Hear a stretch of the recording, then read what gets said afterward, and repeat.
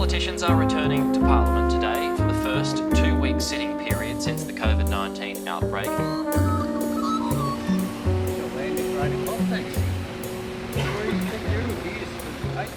It was a return to arms in Canberra today. The temporary political ceasefire is now well and truly over. It's just bizarre. I mean, these are the people sent to represent you. That excuse stinks. It just doesn't pass the smell test. Members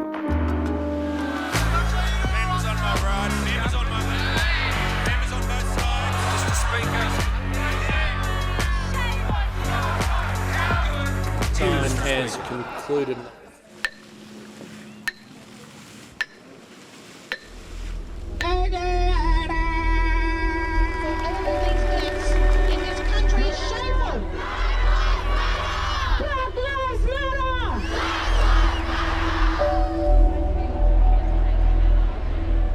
It's now a global movement. People around the world are showing solidarity with the Black Lives Matter movement here in the US. Tens of thousands of Australians marched in solidarity, defying physical distancing restrictions and political leaders who urged them to stay at home. I think it is incredibly selfish, it's incredibly self-indulgent, and yes, I mean, it does impose unnecessary and unacceptable risk onto the community. They were very conscious of what the health risks are. We even saw police officers in Queensland handing out face masks. You have tens of thousands of people marching in protest at which largely has occurred in America.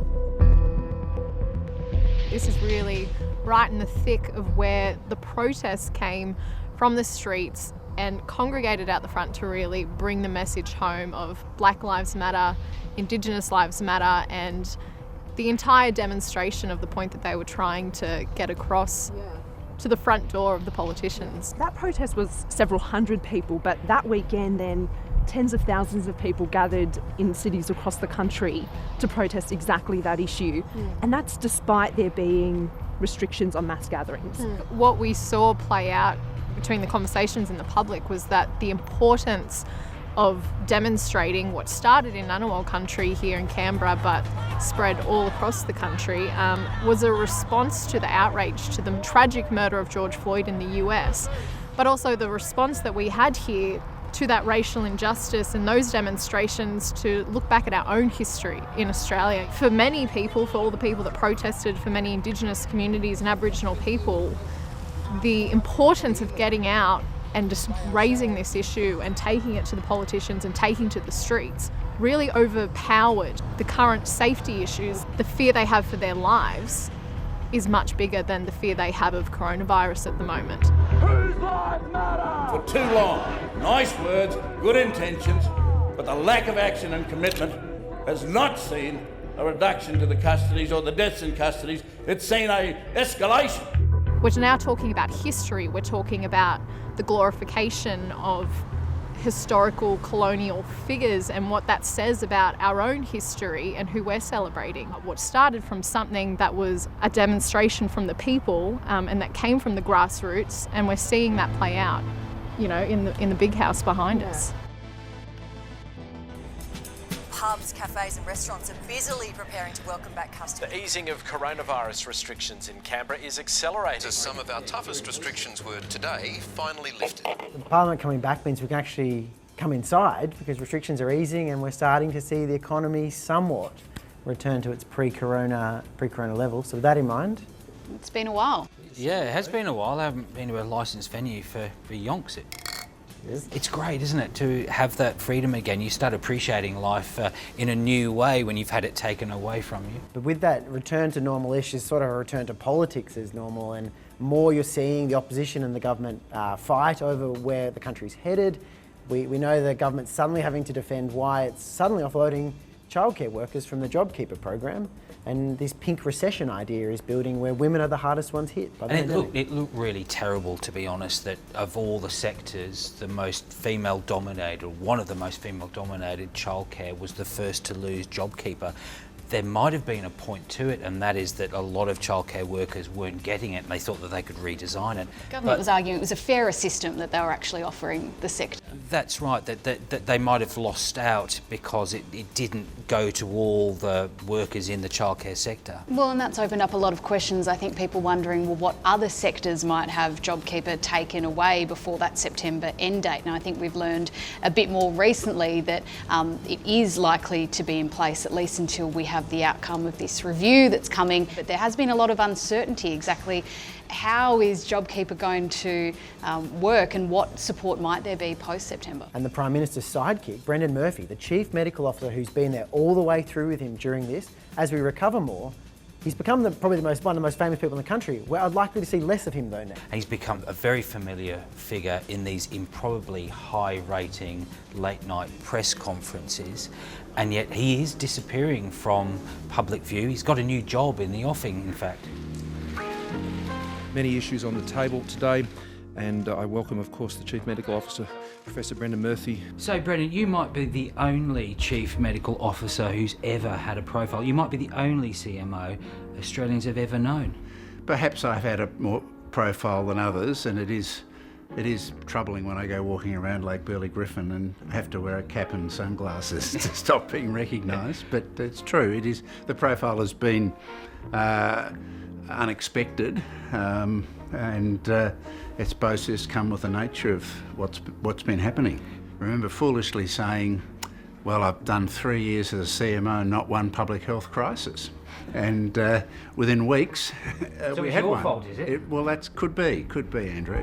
China has identified the cause of the mysterious pneumonia outbreak in Wuhan. Now to growing concerns about the deadly coronavirus officially hitting the U.S. Here's what we know. An amazing moment in history. At what point did you realise this was going to be utterly horrific to the globe and potentially to Australia? The most worrying moment was about the 19th and 20th of January when we heard from Wuhan that what we'd been hearing for a week, which was that there'd only been about 50 cases, no human-to-human transmission. We heard widespread human-to-human transmission, healthcare workers infected, and we sort of knew then that the chances of it being contained in China were not good.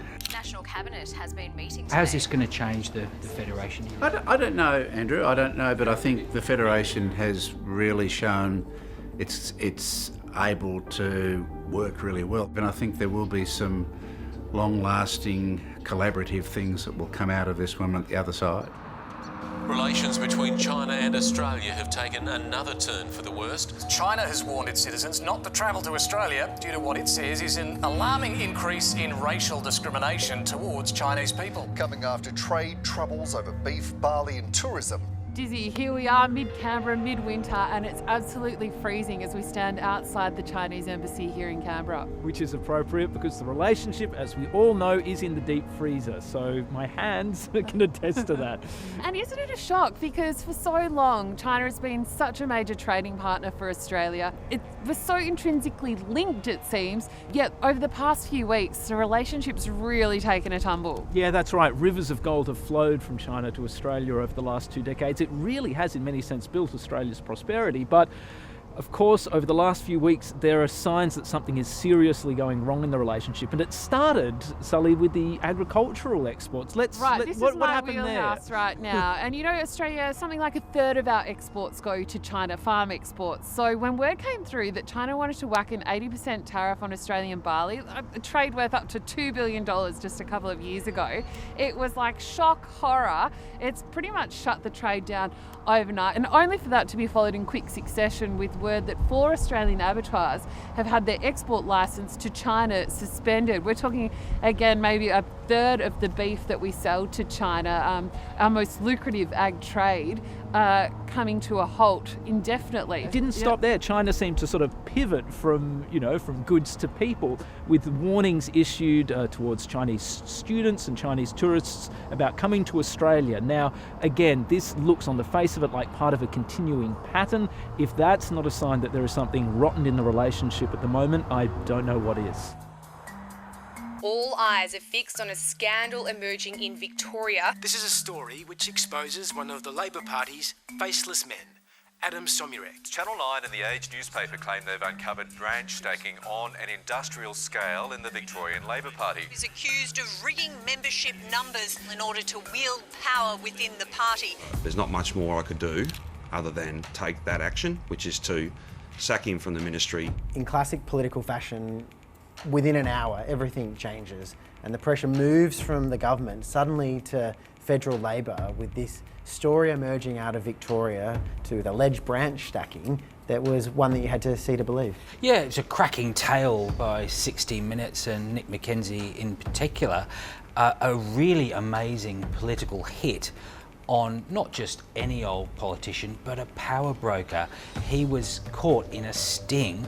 He lost his ministerial job. 2 other ministers lost their jobs. It looked like a Victorian story. But this story, while based in Victoria, has federal implications. People who are familiar with the New South Wales branch of the Australian Labor Party and my actions over 30 years will know where I stand on these issues.